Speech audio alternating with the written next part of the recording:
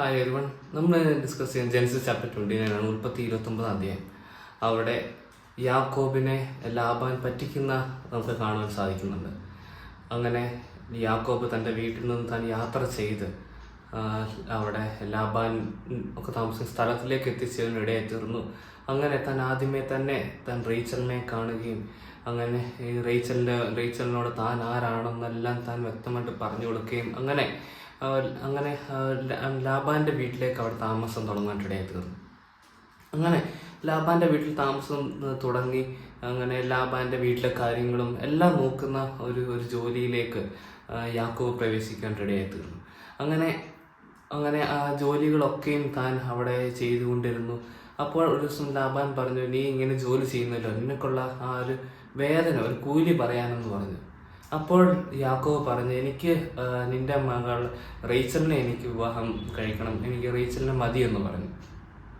അപ്പോൾ ലാബാൻ അപ്പോൾ പറഞ്ഞു, എന്നാൽ നീ ഒരു 7 വർഷം നീ എനിക്ക് വേണ്ടി ജോലി ചെയ്യുക, എന്നാൽ ഞാൻ നിനക്ക് റേച്ചലിനെ തരാമെന്ന് പറയുകയാണ് ചെയ്യുന്നത്. അങ്ങനെ യാക്കോബ് 7 വർഷം അവിടെ ജോലി ചെയ്യുകയാണ്. ആ 7 വർഷവും അത് വളരെ പെട്ടെന്ന് പോയി അതുപോലെയാണ് യാക്കോബിന് അത് ഫീൽ ചെയ്തത്.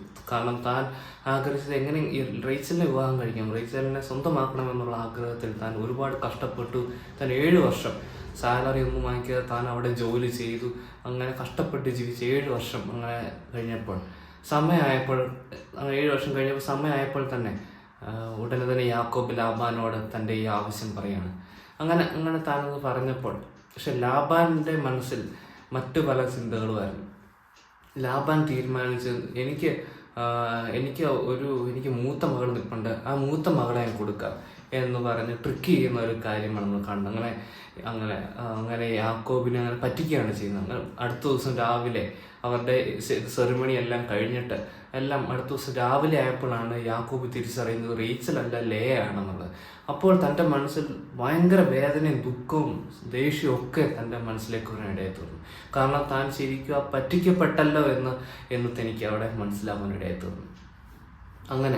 അങ്ങനെ അപ്പോഴാണ് ശരിക്കും താൻ ഈ കാര്യമാണല്ലോ യേശാവിനോടൊക്കെ ചെയ്തത്. താൻ തൻ്റെ അപ്പനോടും തൻ്റെ ചേട്ടനോടും താൻ ഈ കാര്യം തന്നെ ചെയ്തത്. അവരെ പറ്റിച്ചായിരുന്നു അവരെ കാര്യങ്ങളൊക്കെ അനുഗ്രഹമൊക്കെ നേടിയത്. അതുകൊണ്ട് തന്നെ തനിക്കും തിരികെ ആ പറ്റിച്ചതിൻ്റെ ആ ഒരു തിരികെ തനിക്കും ലഭിക്കുവാനായിട്ട് ഇടയായി തീർന്നു. അങ്ങനെ താൻ പറ്റിക്കപ്പെട്ടു. അതിനുശേഷം പിന്നീട് താൻ ലാബാനോട് ചോദ്യം ചെയ്യണം, എന്തുകൊണ്ടാണ് എന്നെ പറ്റിച്ചത് എന്നിങ്ങനെ ചോദ്യം ചെയ്യുമ്പോൾ പറയണേ, എനിക്ക് 2 പെൺമക്കളുള്ളത്. എൻ്റെ മൂത്ത മോള് കല്യാണം കഴിക്കാതിരിക്കുമ്പോൾ ഞാൻ എങ്ങനെ ഇളയ മോളെ കെട്ടിച്ചു വിടുന്നത്? ഒരു കാര്യം ചെയ്യും, ഒരു 7 വർഷം കൂടി ജോലി ചെയ്യാൻ നിനക്ക് റേച്ചിലിനെ ഞാൻ തരാമെന്ന് പറഞ്ഞു. അങ്ങനെ താൻ പിന്നെയും 7 വർഷം താൻ അവിടെ കഠിനാധ്വാനം ചെയ്തതിന് ശേഷമാണ് തനിക്ക് റേച്ചലിനെ ലഭിക്കുവാനിടയായി തീർന്നത്. പക്ഷേ ഇതും കൊണ്ട് തൻ്റെ ലാബാൻ പറ്റിക്കുന്നത് ഇത് അവസാനിച്ചില്ല. ഞങ്ങൾ അടുത്ത പ്രാവശ്യം നമ്മൾ നോക്കുമ്പോൾ താൻ ഇനിയും പറ്റിക്കുന്നതായിട്ട് യാക്കോബിനെ പറ്റിക്കുന്നതായിട്ട് നമ്മൾ കാണുവാൻ സാധിക്കും. അങ്ങനെ താൻ പിന്നെയും 7 വർഷവും കൂടെ കഷ്ടപ്പെട്ടു, സാലറി ഒന്നും വാങ്ങിക്കാതെ താൻ കഷ്ടപ്പെട്ട് ജോലി ചെയ്തു. അതിനുശേഷം തനിക്ക് പിന്നെ റേച്ചലിനെ ലഭിക്കാനിടയായി തീർന്നു. പക്ഷേ ആ സമയത്തും ജേക്കബ് ചെയ്തത് 2 വൈഫ്സിനെയും അവരെ വേർതിരിച്ച് കണ്ടു എന്നുള്ളത് നമ്മൾ ശ്രദ്ധിച്ചാൽ മനസ്സിലാവും. കാരണം ലേയ്ക്ക് പറയുമ്പോൾ ലേയ കണ്ണ് വെച്ചിട്ട് ഭംഗിയെന്നാണ് പറയുന്നത്. അപ്പോൾ റേച്ചലിനെ വെച്ച് നോക്കുമ്പോൾ റേച്ചൽ നല്ല ബ്യൂട്ടിഫുൾ ആയിട്ടുള്ള ഒരു ലേഡിയാണ്, കാണാൻ നല്ല ഭംഗിയുണ്ട്. പക്ഷെ അതിൻ്റെ അത്രയും ലേയ്ക്കില്ല. പക്ഷെ അതുകൊണ്ട് തന്നെ ദൈവം എന്ത് ചെയ്യുന്നു വെച്ചാൽ ലേയുടെ ഗർഭം അടയ്ക്കുകയും ചെയ്തു. അതുപോലെ റേച്ചലിൻ്റെ ഗർഭം അടയ്ക്കുകയും ചെയ്തു, ലേയുടെ ഗർഭം തുറക്കുകയും ചെയ്തു. അങ്ങനെ തനിക്ക് മക്കളുണ്ടായി. മക്കളും ഉണ്ടായ യഹൂദ എന്ന യേശുക്രിസ്തുവിൻ്റെ ആ ഒരു വംശാവലി വന്നത് പോലും അത് ഈ റേച്ചലിലൂടെയാണ്. ഈ ലേയിലൂടെയാണ്. അങ്ങനെ കൂടെ ദൈവം അവിടെ പ്രവർത്തിക്കുകയാണ് ചെയ്തത്. കാരണം ലേയ്ക്ക് മനസ്സിലായി താൻ തൻ്റെ ഭർത്താവിനെ ഇഷ്ടപ്പെടുന്നില്ല എന്ന് മനസ്സിലായി. അപ്പോൾ താൻ ഓരോ പ്രാവശ്യവും താൻ പ്രസവിക്കുമ്പോഴും താൻ ദൈവത്തോട് കൂടുതൽ അറ്റാച്ച്ഡ് ആകുകയാണെന്ന് നമുക്ക് മനസ്സിലാവും. കാരണം താൻ ആദ്യം പ്രസവിച്ചപ്പോൾ എനിക്കൊരു കുട്ടി ലഭിച്ചു എന്ന് പറഞ്ഞു, പിന്നെ പ്രസവിച്ചപ്പോൾ എനിക്കൊരു കുട്ടി ലഭിച്ചു, ഇനിയെങ്കിലും എൻ്റെ ദൈവം ഭർത്താവ് എന്നെ സ്നേഹിക്കുമായിരിക്കും എന്ന് പറഞ്ഞു.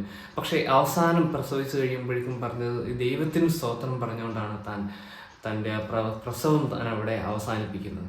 അപ്പോൾ തൻ്റെ ആദ്യത്തെ ആഗ്രഹം ആ ഭർത്താവിലായിരുന്നു. പക്ഷെ താൻ അവസാനങ്ങളിലേക്ക് എത്തിക്കഴിഞ്ഞപ്പോൾ താൻ അതിൽ നിന്നും മാറി ദൈവത്തിന് താൻ കൂടുതൽ പ്രയോറിറ്റി കൊടുത്തു എന്നുള്ളത് നമുക്കത് മനസ്സിലാകുന്നത്. കാരണം തനിക്ക് ദൈവത്തെ മാത്രമേ ആശ്രയിക്കാൻ പറ്റുകയുള്ളൂ എന്നുള്ളൊരു കാര്യം താൻ റിയലൈസ് ചെയ്തു നമുക്ക് മനസ്സിലാക്കാൻ സാധിക്കും. ഇതിന് ശേഷമാണ് പിന്നീടാണ് റേച്ചൽ അത് പ്രസവിക്കുവാനായിട്ട് ഇടയായി തീർന്നത്. അപ്പോൾ നമ്മൾ മനസ്സിലാക്കേണ്ടത് നമ്മളുടെ ഏത് അവസ്ഥയിലൂടെ പോയാലും ദൈവം അത് കാണുന്നുണ്ട്.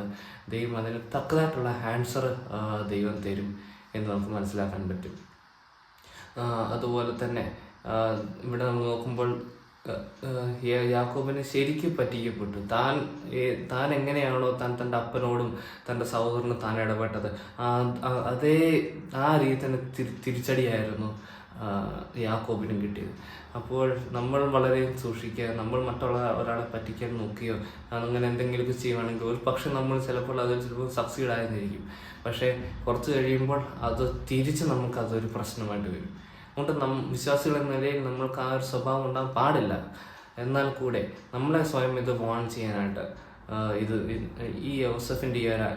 ഈ യാക്കോബിൻ്റെ അനുഭവം അത് നമ്മളെ സഹായിക്കട്ടെ. അതുപോലെ ലിയയുടെ കാര്യം നോക്കുമ്പോൾ താൻ ചെയ്തത് തൻ്റെ ഭർത്താവിന് താൻ പ്രയോറിറ്റി കൊടുത്തു, താൻ ഭർത്താവിൻ്റെ അത് ആഗ്രഹിച്ചു. പക്ഷെ ഭർത്താവിൽ നിന്നൊന്നും ലഭിക്കുന്നില്ല എന്ന് മനസ്സിലാക്കി താൻ അത് ദൈവത്തിൻ്റെ അടുക്കിലേക്ക് തൻ്റെ ആ ഒരു ശ്രദ്ധ കൊടുക്കാൻ ഇടയായി തീർന്നു. അങ്ങനെ താൻ അനുഗ്രഹിക്കപ്പെട്ടു. ദൈവം തന്നെ റിവാർഡ് ചെയ്തു. തനിക്ക് മക്കളെ കൊടുക്കുവാനായിട്ട്, തൻ്റെ കൂടെ മക്കൾ വരുവാനായിട്ട്, ആദ്യമേ തന്നെ വരുവാനായിട്ട് ദൈവം ഇടയാക്കി. അതുകൊണ്ട് ഈ ചിന്തകൾ നമ്മളെ സഹായിക്കട്ടെ. ദൈവത്തിന് നാമത്തോടും പറയട്ടെ.